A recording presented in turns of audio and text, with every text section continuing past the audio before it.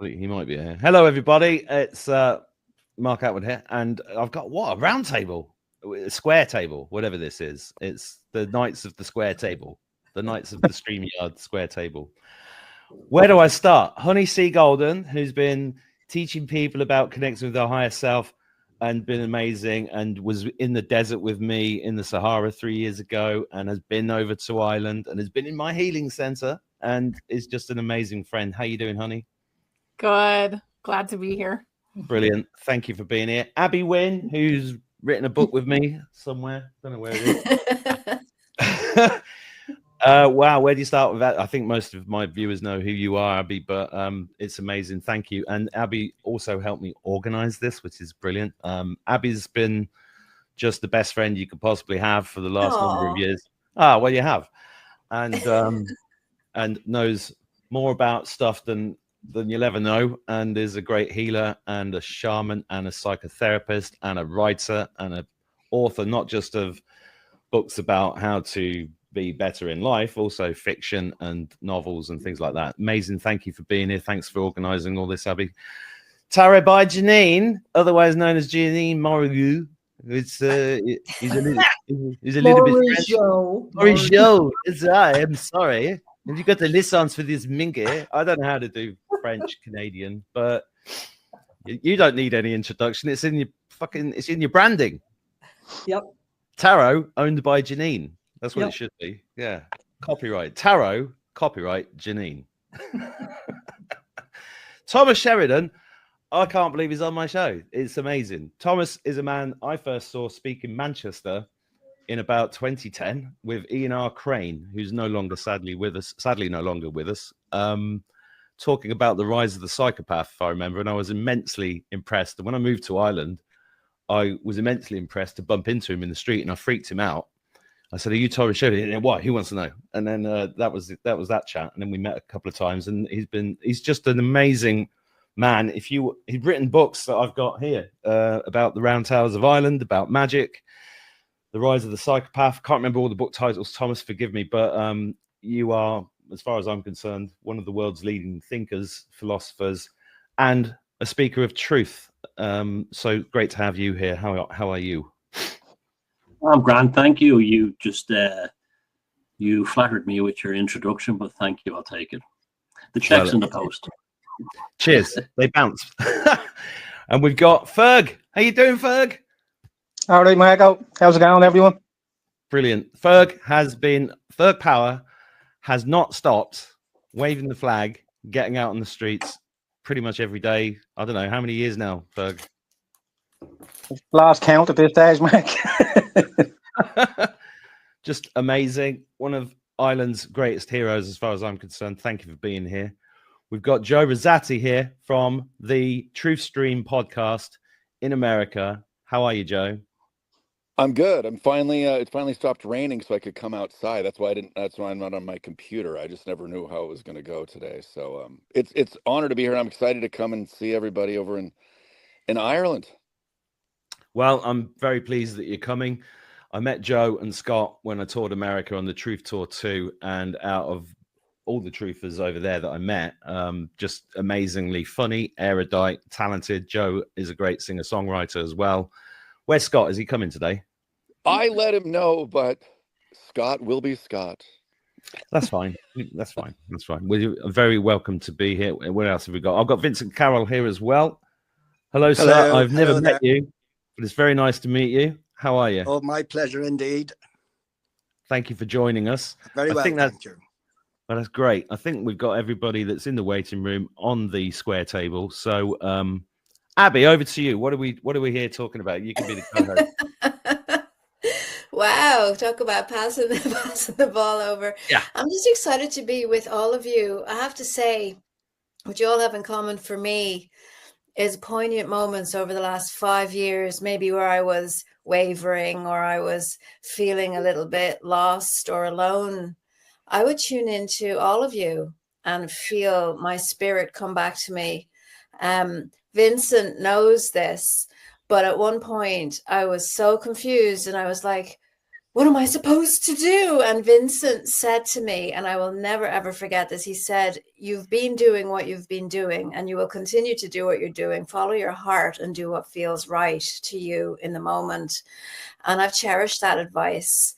You know, I've met Honey through you, Mark, and we've become really close friends. And me and Janine and Honey's hung out in real life. And Thomas and I have met in real life. I'm looking forward to meeting Joe, and I've got so many hugs off Ferg.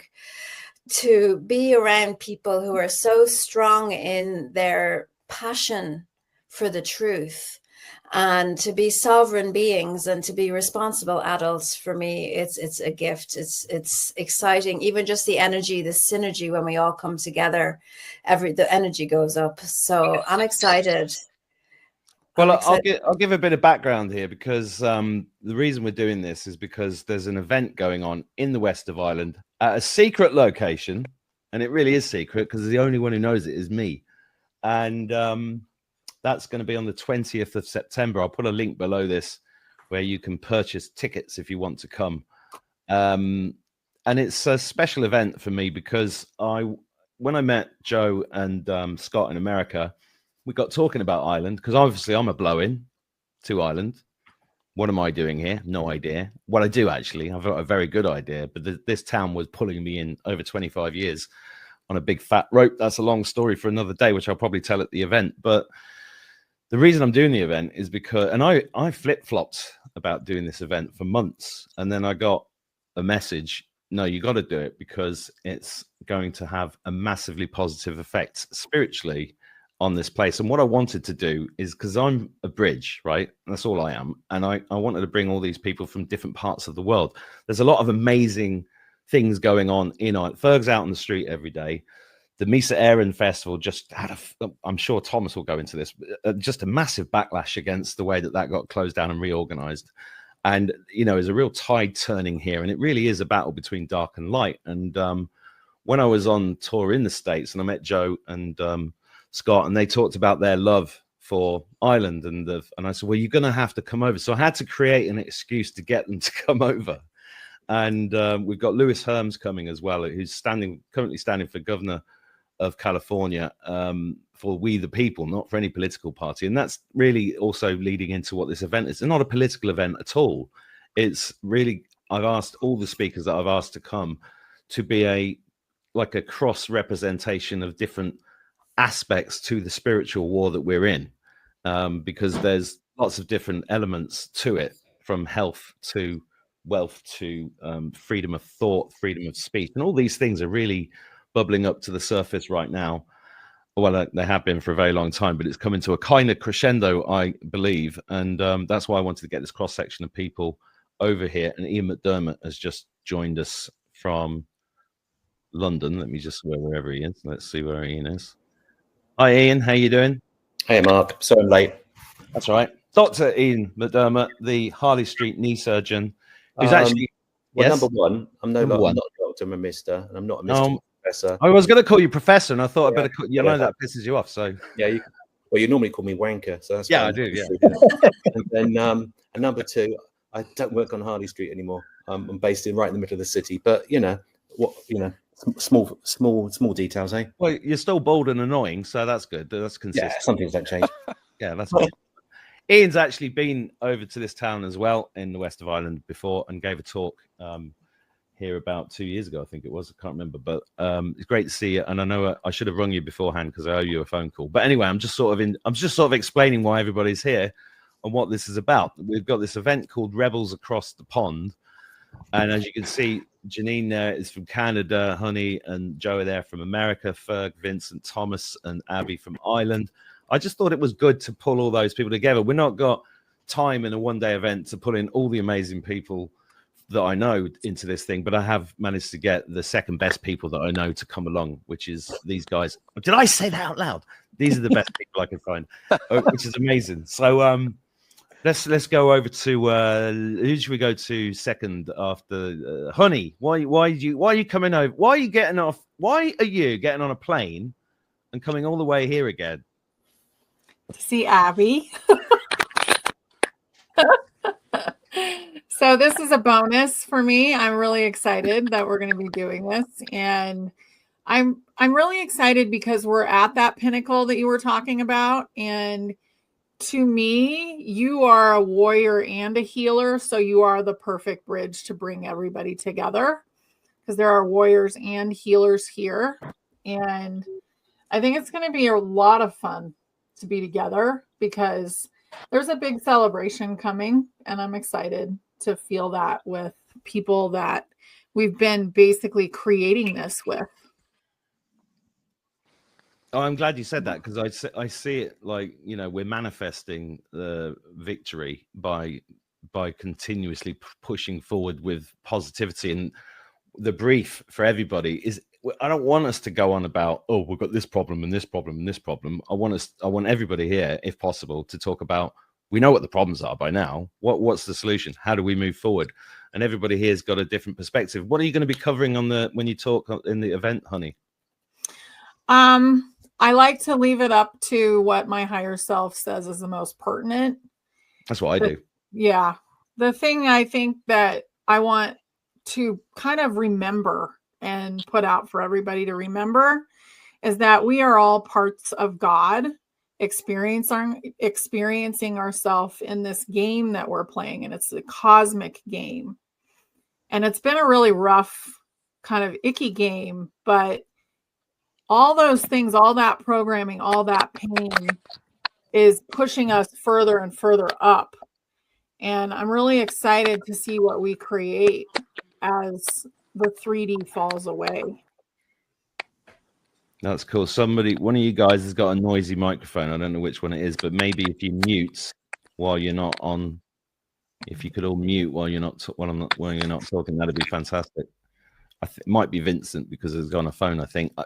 Janine, I'm going to bring you in because I know you've got a household delivery probably in the next 20 minutes, right? Of course, I always do. Yeah.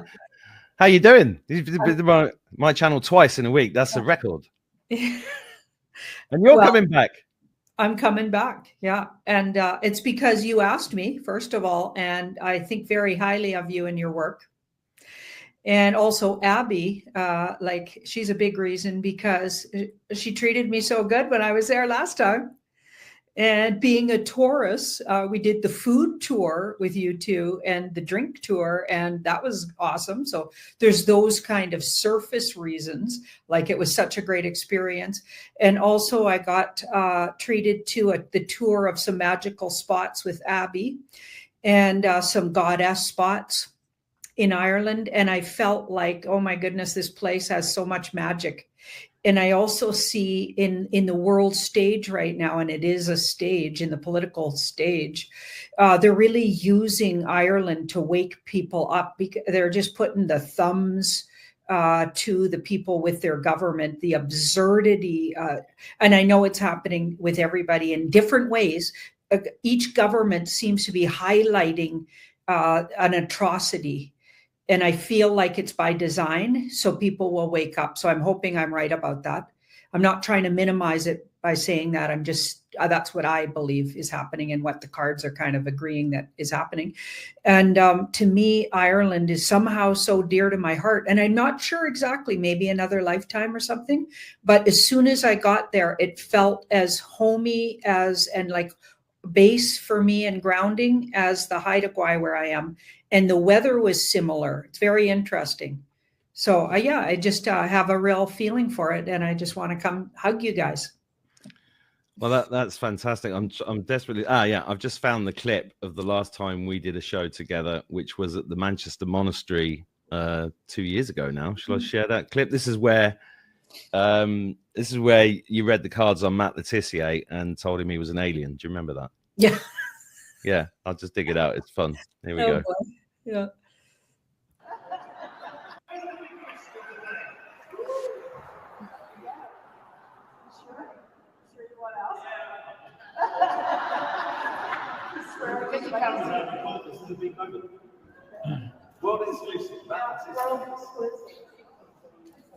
Okay, we got a soft yes.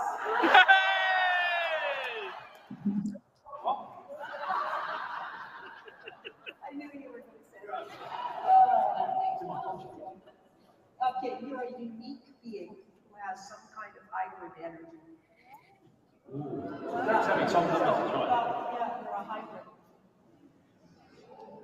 That was fun, wasn't it? Do you remember that? Yeah, I do. I've got to work out how to take it off the screen now. Hang on. Here we go. Yeah, and that was we did the monastery in Manchester. That was Rosicrucian architecture. That place, there's a whole story behind that place, and that was a manifested event because I remember I presented an event in Birmingham in 22, the first time I got out of the house after the lockdowns, and I actually said there must be somebody awake out there who's got a venue that won't close us down. And then literally 2 days later, I got an email from Manchester Monastery, and they said, "We watched your show. Can you please come over and do a show?" And I did 2 there. And you come to both of those, didn't you, Abby? Yeah. And I was muted. Yeah. No, it was just a spectacular event, and I think the energy levels just shoot right up when groups like that get together. It's so important. It's so good. Well, that's what I was going to say about this event, because I was flip-flopping. Should I do it? Should I not do it? Because, and we'll get to people on here that know more about this than me or can tell stories about this. The energy to stop you doing an event is massive. So it's incredible. And it is literally a spiritual battle. That's what it is. And I can tell you that they've tried to close us down already, but it hasn't worked. So that's quite interesting. Janine, you came to Manchester, and then we managed to do an event in a castle. We don't need to mention which castle, but that was amazing as well. Do you remember that one? Yep. Spooky, but great. It was a great fun. Yeah. Yeah. So this venue is not quite as grand as that one, but I think you'll enjoy it. I think it will appeal to your spiritual boho kind of attitude. I think you're going to enjoy it a lot. So, you guys, anything you want to say about what are you going to talk about? You're going to do the normal. You're going to read the cards on stage with us. You're going to do that. Oh, I was going to do an update on Ireland and just focus on Ireland, like with the cards, and just see how are they going to move through these times into better times, because I know they're coming, and just update. Because the energy would have changed. I feel like it's been shifting and changing.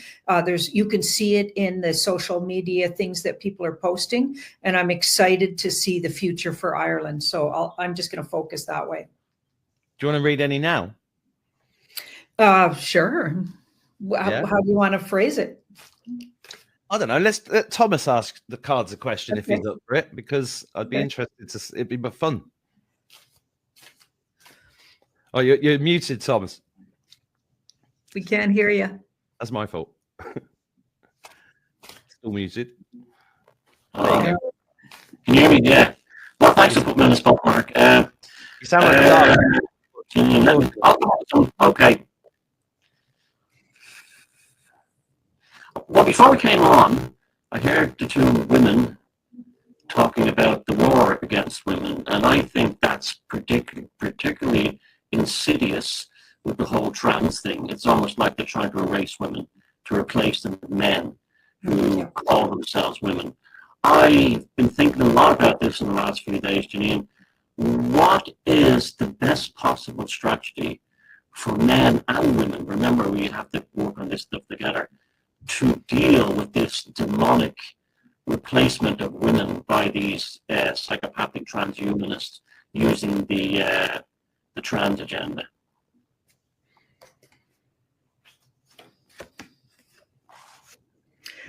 Wow. 2 major arcana, and they're really spiritual. So we've got the High Priestess was first. So I feel like there's already something happening.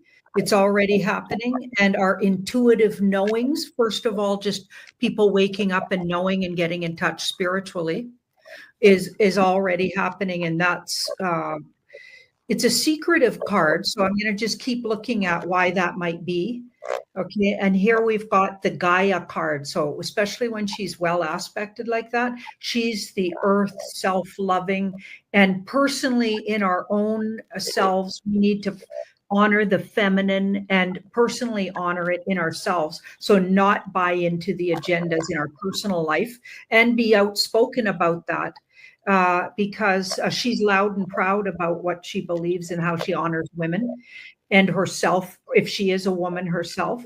and or manifesting the feminine herself. So like being self-loving and loving of our women in our lives, and not like stopping people in cafes, I was in Vancouver, and I don't know if you guys know Vancouver. I was in the East End, Vancouver, which is absolutely trans central. Like I was on the drive, so commercial drive. So if anyone knows Vancouver out there, they're listening, they know what I'm talking about. There's a gay pride flag, there's an LGBTQ blah blah blah flag every 3 meters, like, and it's the wokest street in the universe as far as I'm concerned. Maybe California has some worse ones, but it's on par with California.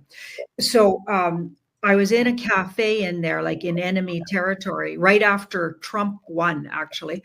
And there was 3 trans men. So they were all men, but they were dressed as women and talking about all the issues that women are going to have, as if they were real women, all the issues women would have, and just hating. And every one of them was a victim.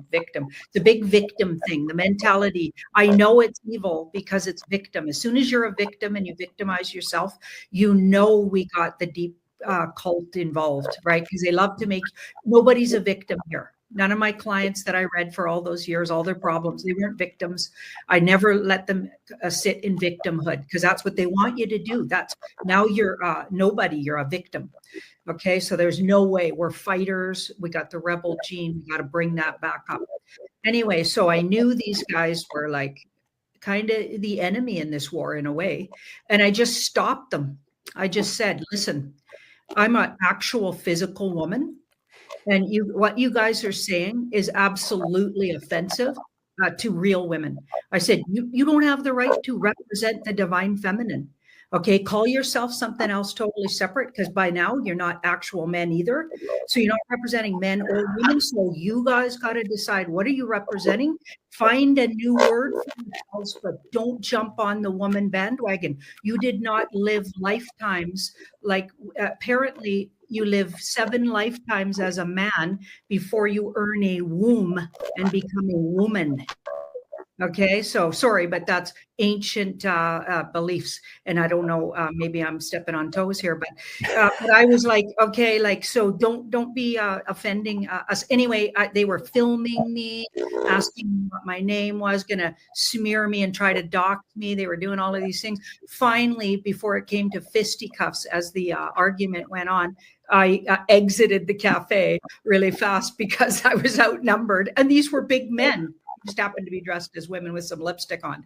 Okay, so I got the heck out of there. But I was literally chased out of a cafe. Like, and it's okay. It's okay. We have to stand loud and proud to be feminine, and real women need to stop being okay, because it's the woke agenda is to be polite about it. It's like, I'm not going to be polite about these guys trying to represent. They're not representing me. It's embarrassing. It's offensive to me. I'm not trying to represent men, divine masculine. Okay, I appreciate them, absolutely love them. I don't like how they're being mistreated as well and diminished. Okay, but don't diminish my feminine by putting some lipstick on and calling yourself a woman. It's offensive. Anyway, okay, so this is the past. So it's a political agenda. So we know that. So we need to know that. What we need to get across to these people that are being polite and not speaking up is that it's political, and it's meant to diminish you and diminish humans. And there's so many ways. If you think about it, it's going to end people having babies. It's going to end, like, it's devastating. Okay, if their little agenda worked, it would be devastating for humanity. Okay, just taking away from the feminine love, like aspect of, and the balance in the world, like, in so many ways. Okay, so then now we've got the devil, so the bedeviled. So people are so afraid. They've been taught to be so afraid to speak up. And that's why we need, as actual women, to speak up. when it's happening. That's actually who has to speak up is more the women have to say to these people dressing as women and showing up as women that they're not, and take back our, like they're trying to take away all our power. And of course they can't. They don't even come close. Here's the near future. It's going to change anyway. So change has already been put forward. See how that little devil's underneath the wheel of fortune. So destiny and karma has already created it. They're getting toppled off. So the powers that be that created this, it's an agenda. And that's the thing the young people have to realize. It's not cool or groovy or a way to be inclusive. It's actually exclusive, in particular to actual women.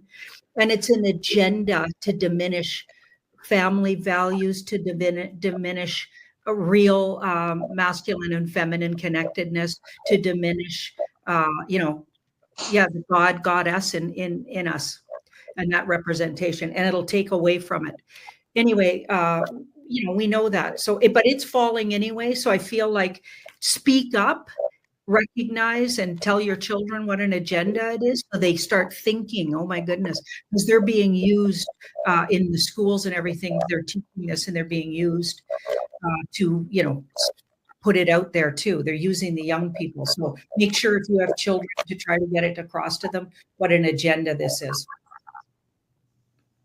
Whoa. The high priestess is also secrets yet to be revealed. And a secret was revealed to me today that made me ask this question. I found out that there's a backlog in women's health services because of all these fellows who have their meat and two veg demanding pap smears and fertility treatment, that actually now women are dying. When these guys should be in mental hospitals, they're actually causing now fellas in dresses and makeup, causing backlogs for women getting pap smears who might get cervical cancer from these guys. So on every level, they're demonically destroying women. On every level. Thomas, we have a problem with your microphone. You sound like Davros. Do you want to log out and come back in, because we really want to hear what you're saying, and it's very blurred. Darth Is it really that bad? Yeah. Okay, I'll log out and come back. Yeah. Sorry about that. I know that people are going to be typing. I can't hear him. I know. We're doing our best. Let's get a bit of Janine. Thank you. I know you're going to shoot off in a minute, but really appreciate that. Mark, I'll deploy in about 15 minutes myself, if you want me to say. Yeah, come on, Ferg. How are you? I'm all good, buddy. How are you? Oh, I'm great. The bloody WhatsApp's coming at me now. You see, this is how the interferences happen. We just stop it. All right, Ferg, how are you? And are you looking forward to this event? And can you tell everybody what to expect? Because we've never physically met, and I can't believe that. Yeah, I'm looking forward to meeting you in person, Mark, and everyone there. I've met Abby loads of times. She's absolutely sound. Look, my whole thing, the reason why we went out at the start for Enoch Book was because it was the right thing to do. We couldn't stand by and let that man. So I had to keep his plight in the public domain and let people know what was happening, because the media had it all spun. You know yourself the way they work. So we started off doing that, and then it was the mass illegal immigration, the stuff they put into the schools. We've been with Vincent a few times, with Janet and that. All the absolute filth that they tried to put in the guise of sexual education. They're absolute monsters. But look, the way it was for me, I just want to be left alone to raise my children in peace. That was it. And these bastards stuck their nose in my affairs. So we'll never back down from bullies. I never did. I'll always face them head on. And that's the only way to do it, is to face these monsters in the real world and put pressure on them. And that's why we want you. That's why we want to put it on this. This is also one of the reasons why we're going to be filming this event. I mean, really, this is an event that I see as a video for posterity, because there's so many different angles here. You know, not everybody's made to stand in this. I mean, I remember the first or the second big protest in Dublin that I went to, and the energy in that city was incredible. It was like a hot knife through butter, but I can still see the faces of the people on the side who were just tutting at us as we walked past. It was, and you've been in confrontation mode, you've been arrested, you've been manhandled by the police. How do you keep getting up and keep going, Ferg? God, and looking at my children, That's all I do this for, Mark. I'm not monetized. I don't give a shit who's monetized or whatever. But for me, I'm not. Because I never want someone to come back and say, oh, you only done this for fucking to make money and the whole lot. I'm not in this for nothing but my children's future, their safety, and my country. And that's it. I've no other agenda. I've no other nothing. That's all I'm doing it for. And that's what motivates me and inspires me, is looking at my children. And knowing that if we don't sort this country out and the world, I'm not handing them over to these fucking monsters. Because we all know what they're into as regards children. So I'll see every one of them dragged to a gallows before I die and go and meet God. I'll go and meet God a happy man when I see every one of these fucking bad. I'm sorry for cursing, but when I see every one of these dragged to a gallows or whatever, and they're all sorted out what they done to this country and what they're doing to children, how was Roderick O'Gorman still walking around after what he presided over as a minister for children? Mm-hmm. Trafficked, raped, missing, dead children, all on his watch. I confronted him out in town. He couldn't even look me in the eye. The fucking snake that he is. He looked down at the ground. An absolute coward. But it's the same thing with this Harris lad. I think he's gone. I can see there being a government collapse by the end of this year. It has to be. I'd rather see them getting all dragged out with their hair, to be honest with you. Never mind just here resign and this and that. It's a lot more than resignations I want to see. Absolutely. Well, we're really looking forward to seeing you in the west of Ireland. I know it's the other side of the country to where you normally hang. Mind you, you're all over the country all the time. And thank you. Thank you for everything that you're doing. Looking forward to that. I'm going to get Thomas back on because hopefully his microphone's fixed. How you doing, Thomas? Is that any better? That's much better. Good. Oh, now he's frozen. Are you there? Can you hear us? Yeah. Yeah, I felt like I had to cut you off earlier because it was such a bad sound, and I know that it would annoy everybody. So if you can remember the train of thought, that would be brilliant. What I said last time. Hello? Yep. You there? Can you hear me? Yes. It's okay. A bad signal. Yeah, we got you. What I said was that I found out a secret today that women's health services are being the reason why there's a backlog is because of all these fellas that still have their meat and two veg showing up in gynecologist offices demanding PAPs, things like that. It's absolutely insane. That is insane. I don't even know what that procedure would be then. They legally can't say no in Ireland or in many EU countries. It's just a fart. It's just a piece of theatre to indulge mentally in. Wow. We've got terrible internet with you, Thomas, but I think everybody gets the gist. Yeah. I'll restart my internet. All right, I'll move along and then we'll bring you back in a second. Joe, hello. How you doing, man? I'm good, Mark. It's great to be here and listen to what Honey was talking about and Janine.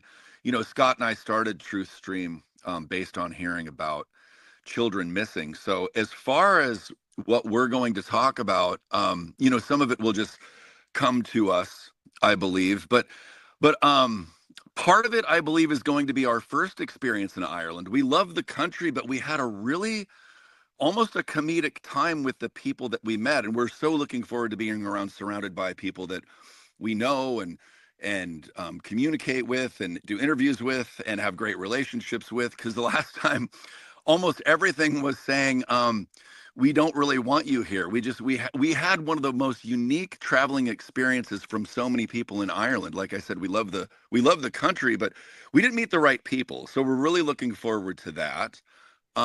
So we'd like to use a little bit of comedy. As heavy as these subject matters get, it's very important to use comedy. So that's why we really relate to you so much. Also, the whole censorship thing. I love that you're part of Mel Carmine's documentary, Dear Mr. President.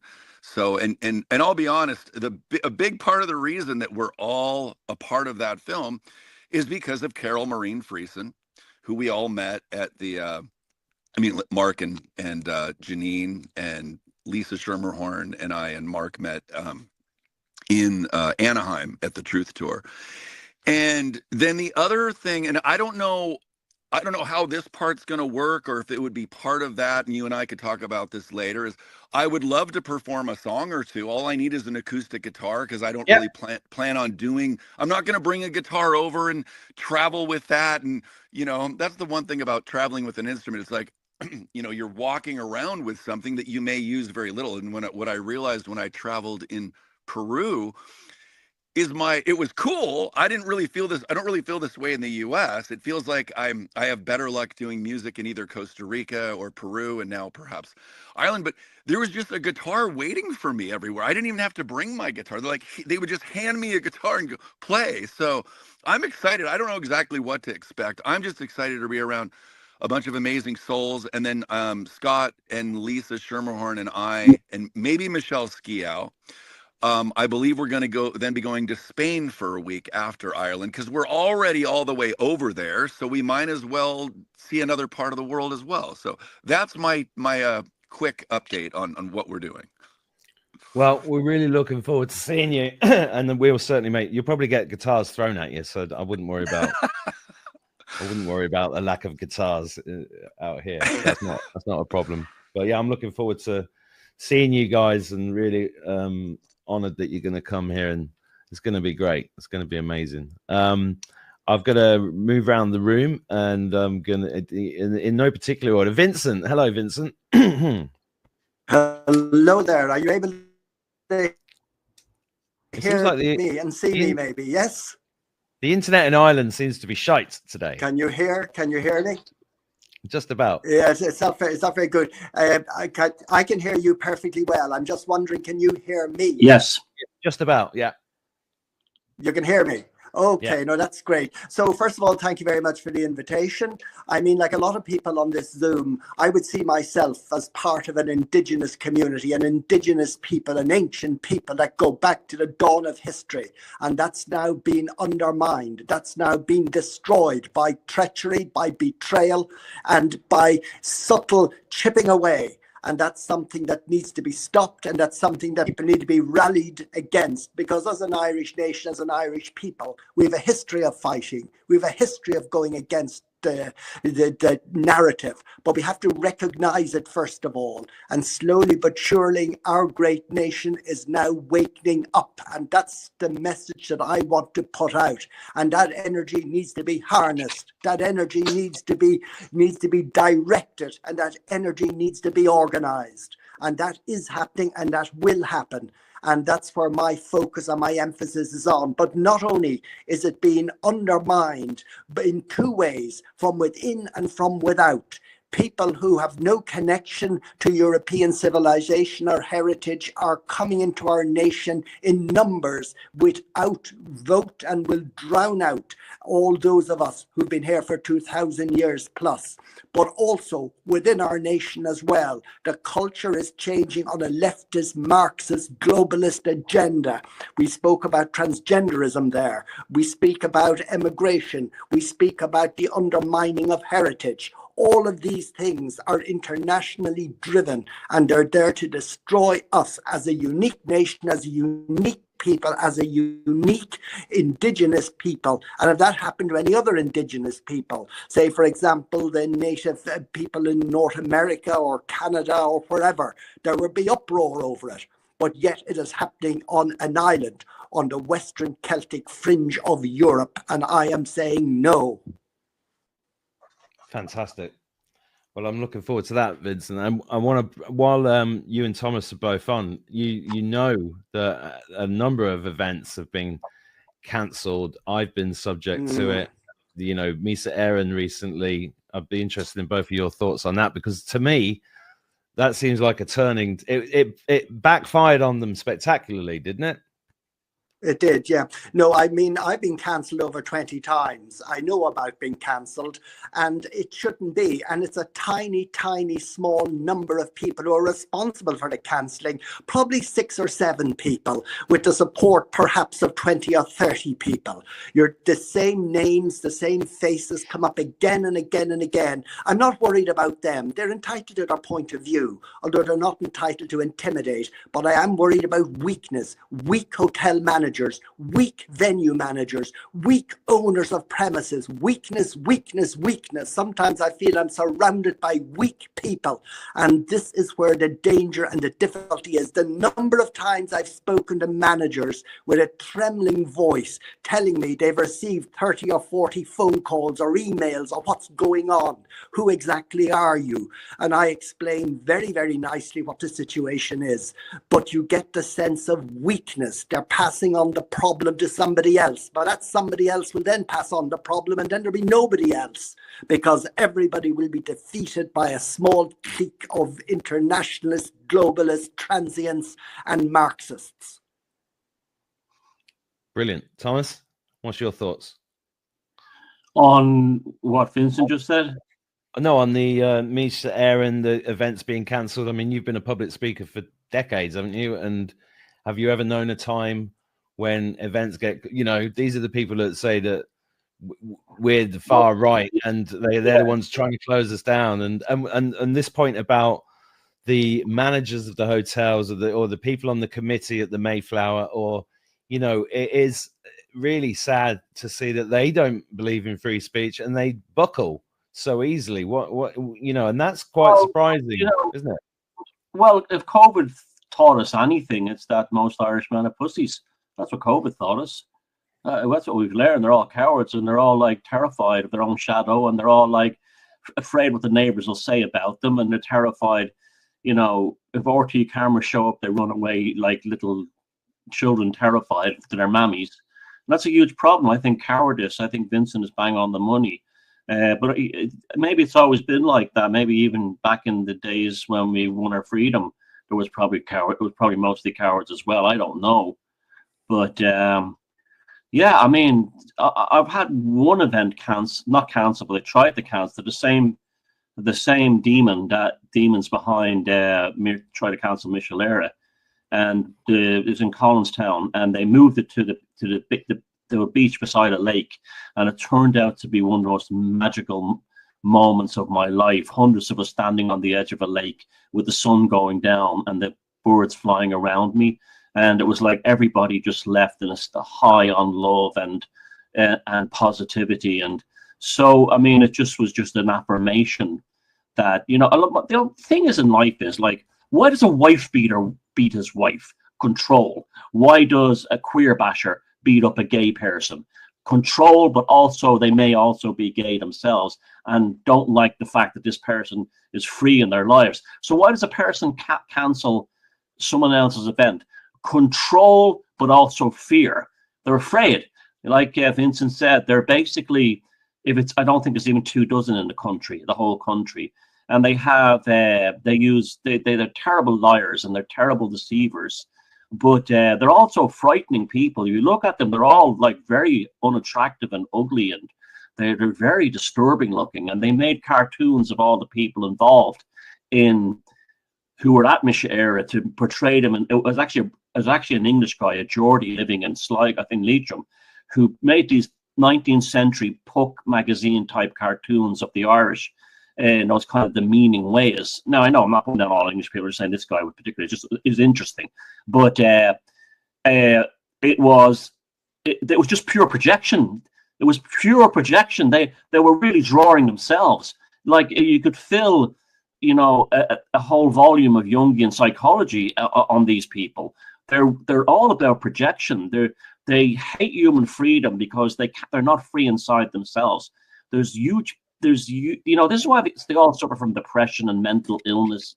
There's huge suicide rates among them. This is because they're desperately unhappy people, and they're desperately broken people, and they think they can fix themselves by shutting down someone else. It's the same dynamic behind a queer basher, between a bully, a school bully, behind a wife beater. It's the same dynamic that they can fix themselves by smashing someone else. But it doesn't make, they might get fleeting victories of dopamine, but that night the depression and the misery, it comes back in, and they try to fix it with bravado and so on. The reason why the kneecap thing's backfired spectacularly is because there's some incredible people involved in it, such as Stephen and Suzanne and Cliff, and these are amazing human beings. and they're good people. They have the force of good behind them. They have natural law behind them. Ultimately, people when you try to shut someone down who has another opinion, and my talk was nothing even to do with anything political. I barely talk. Everyone knows me. I barely discuss political events. It was just a fear of losing control, because the First Lady said victim complexes are a huge part of it, and it's an element of self-loathing, and I think a lot of them are probably, they know that there's not a new generation coming up to follow them. They know that the younger generation don't have that kind of mentality they have, and it's almost like this is their last chance saloon to be kind of heroes or something. Now, if they wanted a straightforward, honest debate, I don't think anyone would have a problem with that. But no, it's always slurs, it's always hatred, it's always viciousness, it's always nastiness. And where does that come from? It comes from insecurity. It comes from fear. It comes from all the things that they're claiming that other people have. It's pure and total projection. And, I'm amazed they can't see it even in themselves. But maybe there's something inside them that isn't them anymore. That's what a part of me wonders too. Well, I'm pretty sure that is the case. And I often talk about Island Land of the Pharaohs, which is one of the greatest books ever. I don't know if you guys have read it, but the layers of black magic, the importance of this country, it's so powerful. The spirit of the land comes through. You guys watching can hear and feel all of the people on this call, and that's the defiance, but standing in righteousness is the thing that I really want to get across here. And people that are going to come to this event, Thomas, who haven't seen you talk live on stage, you're in for a treat. But and I know it's important to you that this is, and important to me, this is not a political event. This is way past politics. This is a spiritual battle. What can people expect to see you talk about on the day, if you want to tell us? Yeah, I don't do politics ever. I hate politics. I mean, yeah. I'm a total anarchist. But I'll be talking about a big part of the control system right now is reducing access to ancient sites. It's happening everywhere. Yeah. They're putting a fence around ancient sites and charging an admission. And it's more and more this is happening. They're passing laws where the farmers don't get any insurance, that might have to be liable if someone goes to visit a dolmen or something on their land, where the farmer says, I can't let you in because if you had a fall, I'm liable. This kind of thing. So they're making, everything is being done to disconnect us from the ancient heritage that brought us here. Why? Because I believe there's something in these ancient sites that switches you back on. In fact, I know there is. And this is not just happening in Ireland. This is happening everywhere. And they're shutting them down, putting once you hear UNESCO World Heritage Site, that they're shutting down something they don't want you to have an experience with. And they put a fence around that, and they give you a pair of headphones, and you listen to an interpreter's voice or whatever. That's what I'm talking about. And it doesn't only necessarily mean ancient sites. Have you noticed? Have you heard the stories in Canada now? They're now restricting people in both Nova Scotia and New Brunswick to go visiting the woods. They don't even want communion with nature. They're pulling a card out the deck now that they want total. It's basically Pol Pot's year zero for the West, that you don't even have a past, you don't even have a heritage. So that'll be the crux of my talk. But me, I'm a big mouth and I go off in another direction. I like to try and entertain people too. So I'm not like I don't like people walking away without a smile on their face. So I'll do my usual shtick. Well, I know the hardest thing about this event is limiting. There's a lot of people speaking, and that's something me and Joe had to do in the States. It would be some days it'd be 10 minutes, 12 minutes, 15 minutes. Unfortunately, that's the way it is when you do an event like this, because I want to get as many people cross section as possible. But I'm really looking forward to that, and I'm going to bring Ian in because he sat there patiently.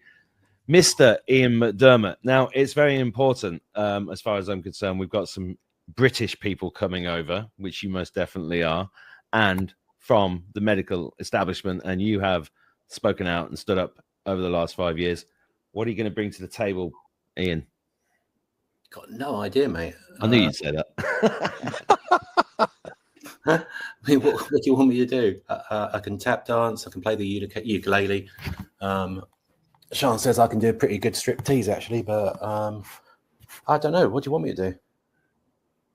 Well, I want you to be Ian McDermott. I mean, I think it's important that when there are so many people who are afraid still and nervous and don't understand what's really been going on, they do want to see somebody who has spent 30 years wearing a white coat, who is a medical professional, who can give it a bit of common sense. Sorry, could I interject here just for a quick thing about Ian? A synchronicity that's quite remarkable. I'm dealing with someone with a very bad knee issue, and basically I'm taking care of them. They're in a bad way, and when I saw Ian's profile come up on the list of speakers, it was almost like a sign from the gods that I've been dealing with this, and my life's been very difficult taking care of someone, but to see that was almost like you tapped into something booking Ian. I just want to say thanks for that. It made me feel a lot better. Brilliant. I'm delighted. What did I do? What did you do? You just existed. And you're coming to Ireland.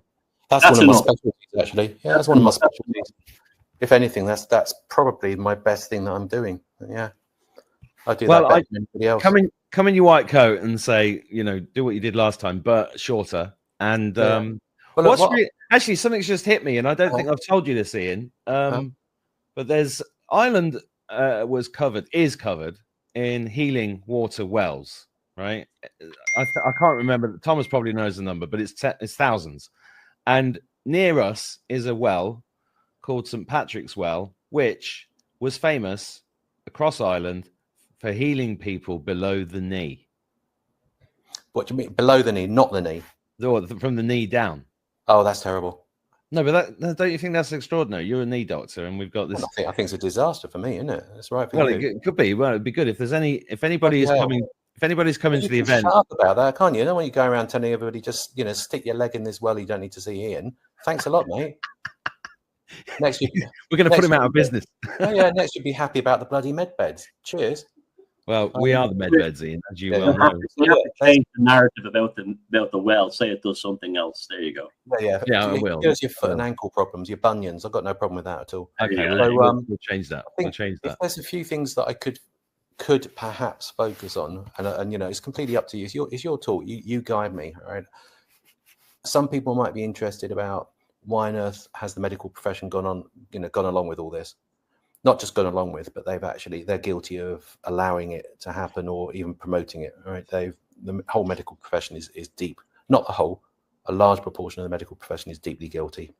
They've got a lot of culpability lying on their shoulders. So I could talk about why is it that seemingly good people are capable of being not, so wrong and doing so much harm. That's one thing. Because, there is some logic to that. There is an explanation. It's not a justification. It's not an excuse, but there are some kind of reasons why. So that's one thing.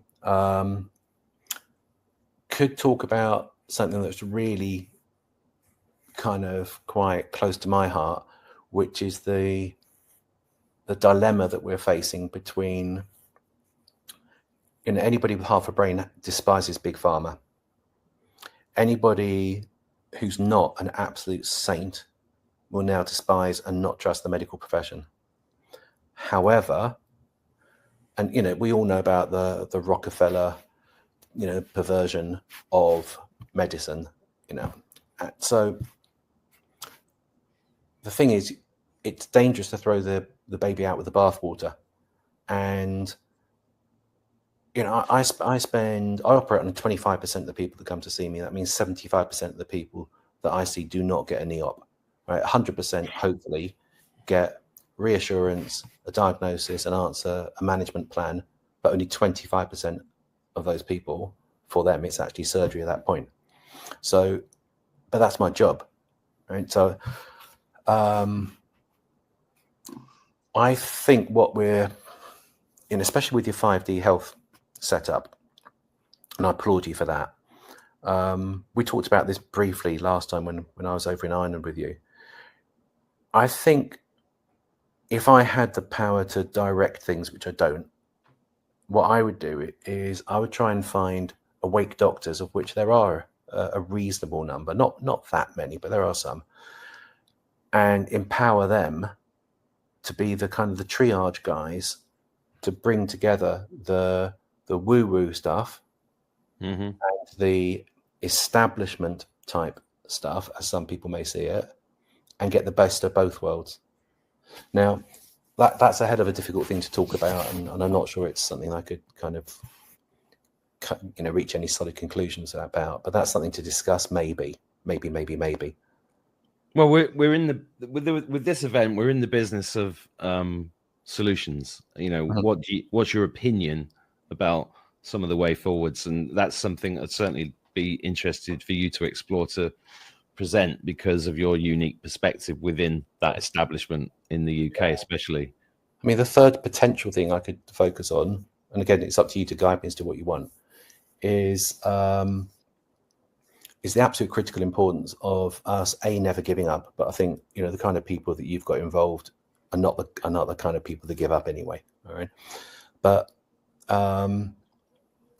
not to give up on the fight to wake up other people, and that's critically important, because somebody this evening, I can't remember who it was, but somebody was saying about the divergence. We're raising our vibration, we're raising the resonance, and we're rising. Okay, well, bear in mind that those who are not, what we're actually seeing is we're seeing a greater and greater divergence between the awake and the sleep. And I'm sure you guys will probably agree that it's getting increasingly difficult to hold a meaningful conversation with somebody who's asleep. They may want to talk about trivia, football, their understanding of politics, and you're looking at them and you're thinking, Jesus, where do I even start? There is so little synergy, and the gap is getting bigger. But if this is a war, which it is, then the only way we're going to win this war is by swelling our numbers, because we don't really want to take up arms. But what we do want is we want to have a big enough, a large enough minority to effect change. And you don't need a majority. People know that. I've heard different people say different things. Some people say 5%, some people say 20%. I don't know what the number is. It doesn't matter. But you need a small but powerful minority that crosses a threshold, and all of a sudden, all of the weak people that I think it was either Vincent or Thomas were emphasizing, all of the weak people, they just go, and they just shrivel, and they start doing what they're best at, which is they're sheep, and they'll go with what they see to be the winners. So, it's really important that we don't give up or one of our key aims should be waking people up. But I think that we're creating a problem for ourselves, because the further we go and the further behind they are, the harder it is for us to drag them along with us.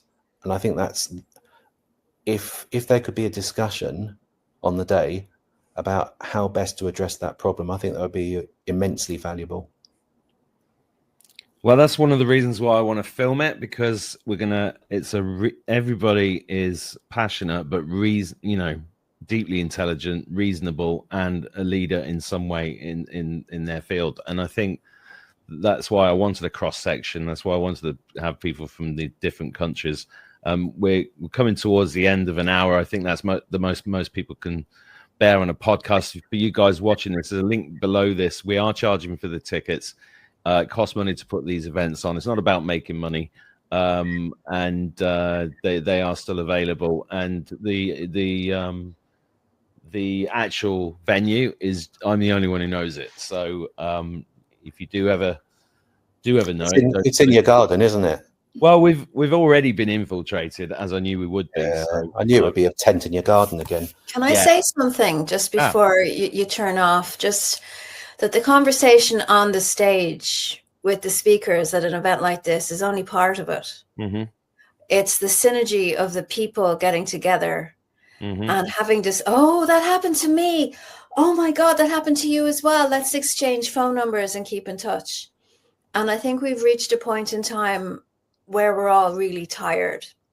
And everyone's like, when is this going to be over? I'm looking at my watch here. You know, could we just get on with it and move on to the next thing? And I think an event in point in time with real people in real life on a beautiful land of Ireland to gather and to release the frustration and to get fellowship, you know, because we're all going to be there for the whole day. So you can even have opportunities to talk with some of the speakers off of the stage as well. 100%. And, you know, so bring your questions if you're coming along, and be open to making new friends, because, you know, as Ian said, the gap is harder. And I know there's many people out there who have nobody in real life that they can actually talk to. So come and make friends, come and make community, come and learn something new, come and give something of yourself, because just because there are specific people chosen to speak doesn't mean that the people coming have nothing to say. Everybody has something to say, and we want to hear from you as well. So that's me. Beautifully put. Anybody want to finish? Just go around and say something before we leave. Joe? Yeah, I just want to say, you know, Scott and I put an event on in Eatonville, Washington, at the end of April, I believe. And Abby, you're absolutely right. There's one woman that drove down from Seattle, and Eatonville is about an hour and a half or so, I believe, from Seattle. And she literally said, "You guys, thank you so much for having this event." Not that she was going to necessarily do anything that morning, but she was on the verge of taking her life. She really just had no one to talk to, especially up in the Northwest. And even Scott and I, like, luckily we can talk to each other. There's some people that are starting to wake up in the area. And I know that there's people that watch the show up in the Northwest that are awake, but it's very challenging. So events like this are extremely important, and to record it, and it's much easier when you see multiple people talking about something instead of just one. Like yesterday, I had a gentleman on the show for the second time, and his background is he said that he married someone that was a reptile. But what helped in the conversation was people were chiming in the audience, asking questions, backing it up. It helps. So when we have a community sharing these experiences, it's very, very important, because they can help create the paradigm shift for the rest of the people that might just think one person talking about it has lost their mind. So these events are extremely important. I'm so thankful to be part of it. Thanks, Joe. Thank you so much. Vincent, want to say something before we leave? Looking forward to being there. It's very important that we all get together, keep together, stay together, and work together. And that's what it's really all about, because we are at this point a minority. But for what it's worth, I mean, 20%, somebody said 5%. They say that the Bolsheviks did it on 3%. I don't know. You know, I mean, you need small numbers of people to bring about great change, but these people need to be committed. And I mean, if those reprehensible people can do it on 3%, maybe we can do it on 2%. But we need to get organized, get motivated, stick together, work together, be together, and move the people forward. Thank you. Beautifully put, Vincent. Thomas? Yeah, I'm looking forward to it. Can't wait to meet everybody, and we'll have an interesting but fun time. Amazing. Thank you, everybody, for joining us today, and I hope you have a fantastic weekend. The link's near here if you want to come along. The tickets are limited. We will be filming it professionally and distributing that after the event if you can't make it from America or Australia or wherever else. But if you can, come over. Most of Ireland will welcome you. You'll get a warm welcome here anyway. And thanks, everybody, for joining us today. God bless you all, and I'll see you soon. Thank you, Mark. Nice to meet everybody. Introducing Serona's revolutionary Nano NAD Plus supplement, Lucid. Serona's breakthrough nanotechnology is transforming how our bodies absorb and use delicate nutrients like NAD. Instead of swallowing a pill and losing most of it to digestion, you simply place it under your tongue, where it's absorbed directly into your bloodstream. This sublingual method allows NAD to bypass the hostile digestive tract entirely. Even liposomal NAD can't truly solve this problem the way our proprietary nanotechnology does. NAD is essential for energy production and DNA repair, but our levels naturally decline as we age. NAD is the central redox cofactor, accepting electrons during vital processes like glycolysis, beta oxidation, and the TCA cycle. Without enough NAD, ATP production slows and cells face an energy crisis. Unlike NADH, which is a temporary electron donor, NAD+, the oxidized form of NAD, is what your cells actually use up in metabolism and repair. With our proprietary stasis nanotechnology, you get highly effective oxidized NAD+ delivered directly into your bloodstream. No needles, no clinic visits. It's simple, fast, and effective. And if you haven't heard, direct NAD delivery, like Sirona's Lucid formula, is now being intensely researched by doctors and scientists worldwide for Alzheimer's, neurodegenerative diseases, addiction recovery, chronic fatigue, anti-aging, mitochondrial disorders, weight loss, and many other chronic conditions. 1 month's supply costs less than $100, not hundreds or thousands of dollars like other NAD supplements. And this comes with results that not only rival other expensive treatments, in most cases, the results are actually far better and last longer. Visit Sirona.org to order your Sirona Nano NAD Plus supplement today and unlock your best self. No needles, no clinic, no house payment size bills.